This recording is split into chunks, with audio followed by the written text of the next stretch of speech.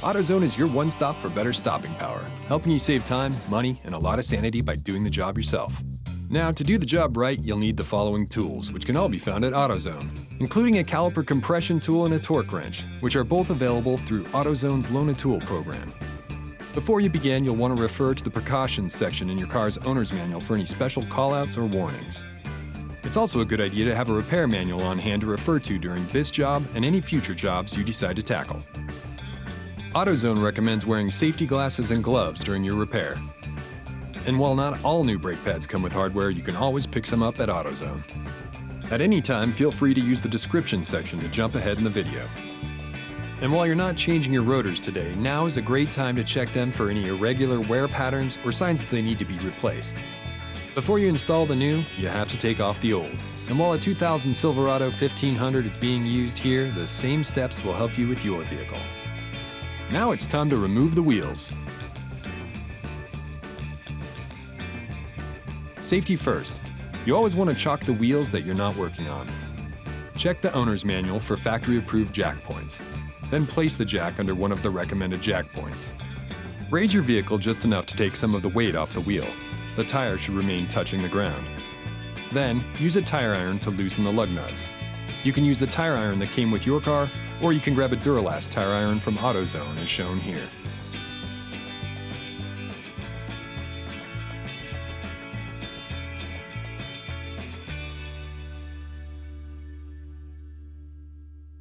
Raise your vehicle to the appropriate height, then place the jack stand under the vehicle, near where the jack is touching it.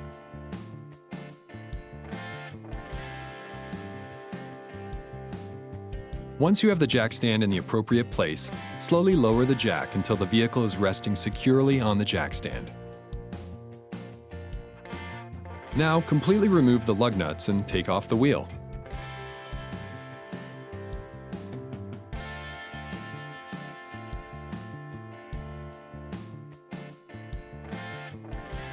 Next, the brake caliper is removed.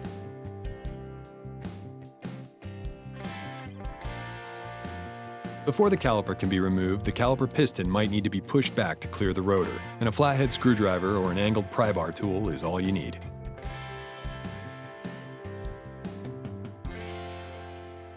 Next, loosen the two caliper bolts on the back of the caliper.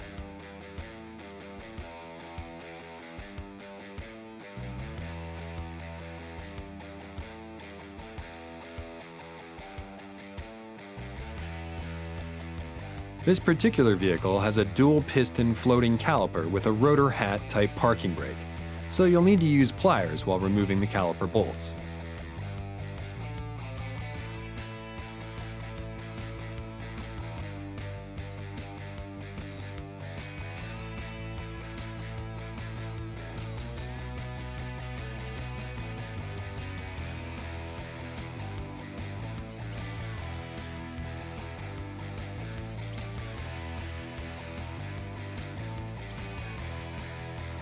Once both of the caliper bolts have been removed, the caliper should be free to slide off of the caliper bracket.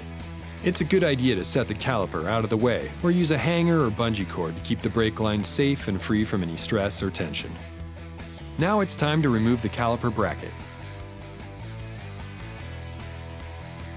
If the caliper bracket bolts are showing wear or rust, spraying on some penetrating oil or some brake cleaner will help with the removal.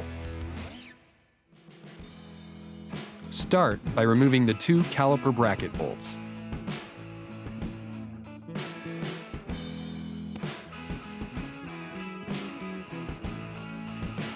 Once the bracket bolts are out, you can remove the entire unit by sliding it off the spindle and the rotor.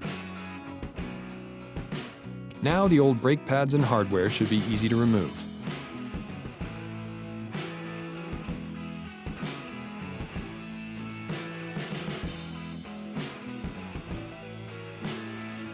And now, with everything removed, it's a good time to compress the caliper piston. You want to keep the bleeder valve facing up to prevent air from getting in, and try to make sure no brake fluid gets on any painted surfaces. A caliper compression tool and an old brake pad will make life easier and help protect against damaging the caliper. And with the free AutoZone Loan a Tool program, you can borrow one without purchasing a new one for a single-time use. Some bleeder valves may have a small dust cap to protect the valve. make sure to remove the valve cap first. Then, use your 10mm socket wrench to open the bleeder valve. This is what allows the brake fluid to come out. You'll want to use a brake bleeder kit or a drain pan to catch the brake fluid. Use the caliper compression tool to compress the piston until it stops. Then wait until all the fluid is done coming out. When you're finished, make sure to tighten the bleeder valve back up.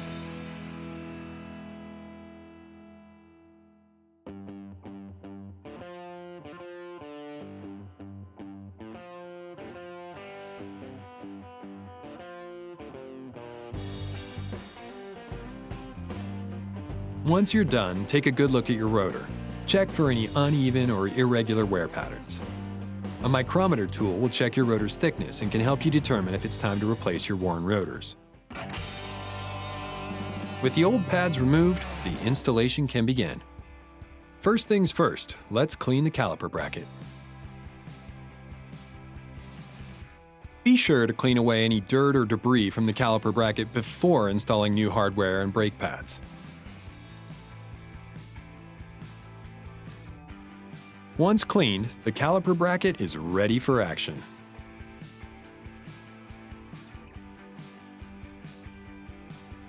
Now, install the new brake pad hardware.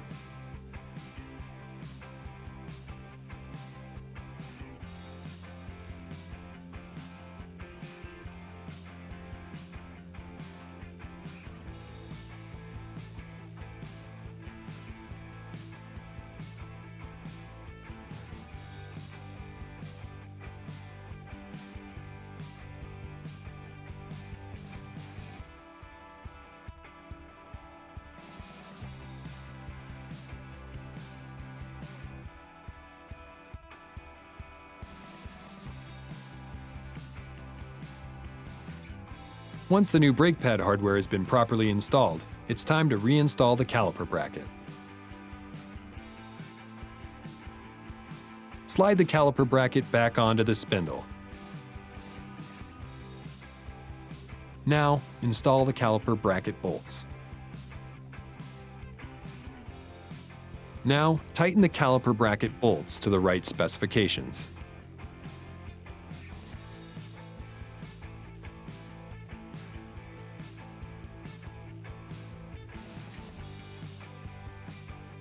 Now you can install the new brake pads.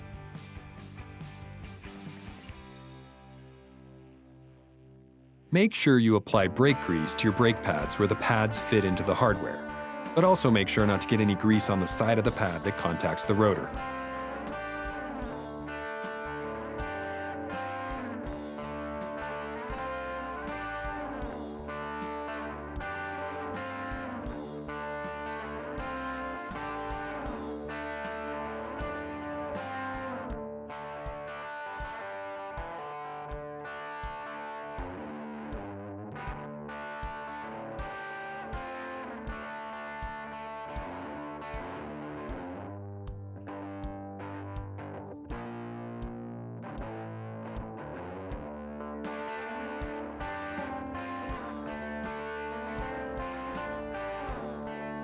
Before you reattach the caliper, it's a good idea to apply some brake caliper grease to the places that contact the back of the brake pads.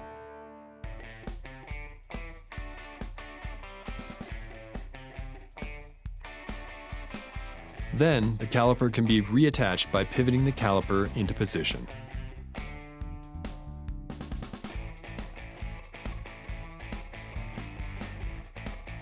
And now you're ready to reattach the caliper bolts. It's also a good idea to grease the caliper bolts if they need it.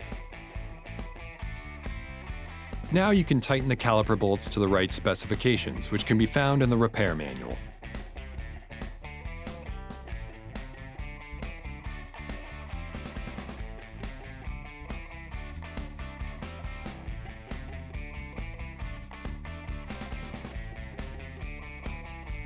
Once the caliper is reinstalled, it's a good idea to bleed the brake one more time to make sure there isn't any air in the system.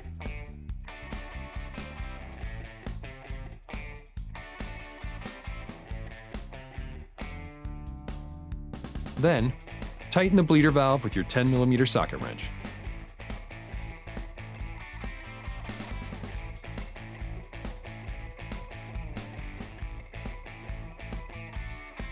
Last but not least, it's time to throw the wheel back on.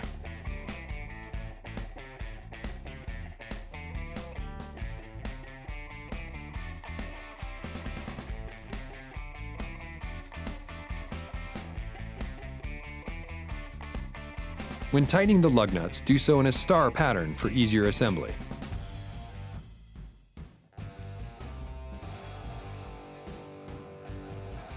Now you can jack your vehicle back up enough to remove the jack stand.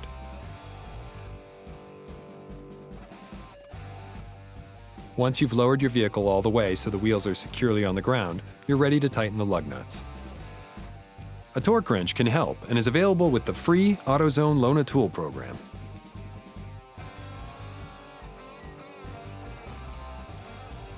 Now that you've finished this side, you can follow the same steps on the other side. Now it's time to prime it, pop it, and pour it in. To prime your brakes, step on the brake pedal several times. This helps extend the pistons closer to the pads, seating the brakes, shims, and rotor. Then pop the hood. You can check the fluid levels and pour in brake fluid if it needs it. And remember, it's a good idea to follow the 30-30-30 rule to break in your new brakes. And be sure to check out our other DIY videos on our official AutoZone channel. Thanks for watching. Get in the zone, AutoZone.